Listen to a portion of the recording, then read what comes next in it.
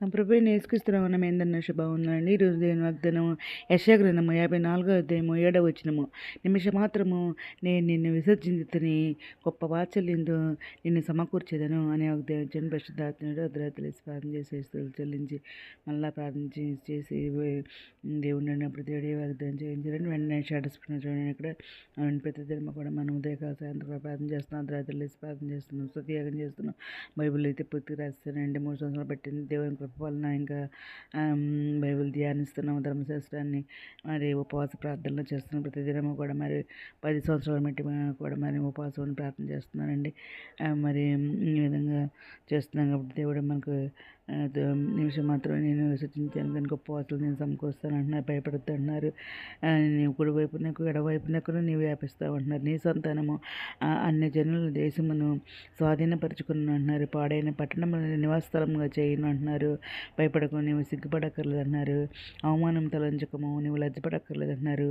నీవు నీ బాల్యకాలపు సిగ్గుని మర్చదు అంటున్నారు. నీ వైద్యపు నిందను ఇక మీద జ్ఞాపకం చేసుకున్నావు అంటున్నారు.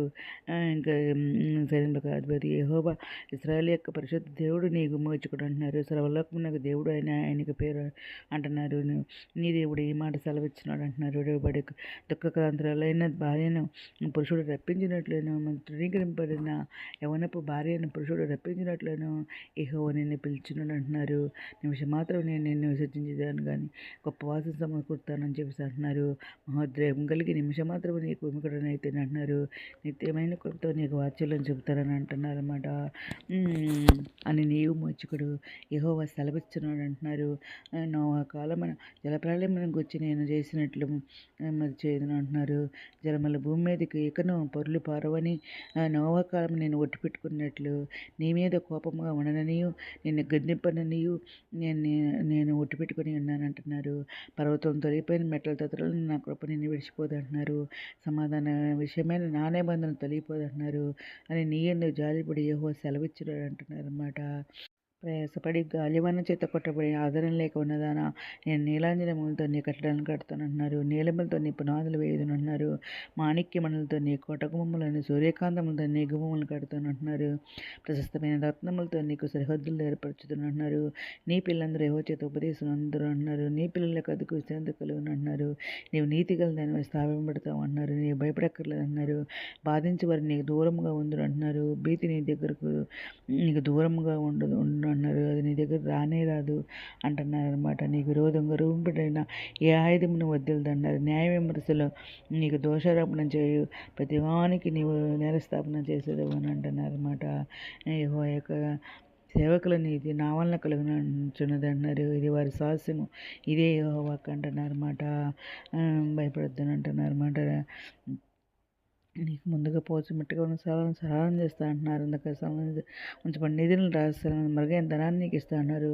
బుద్ధి వచ్చి వరకు ఎత్తుకుని వాడు తల వెంటకు నెరవేరకు ఎత్తుకుని వాడు నేనే చేసి నన్ను చక్కబెట్టువాడిని నేనే ఎత్తుకొని రక్షించేవాడిని అంటున్నారు.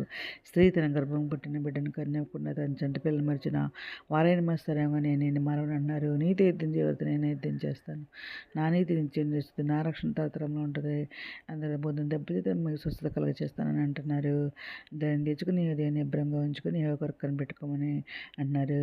భూమి యొక్క నీ మూలంగా సంతాన మూలంగా ఆస్వాదిస్తానంటున్నారు.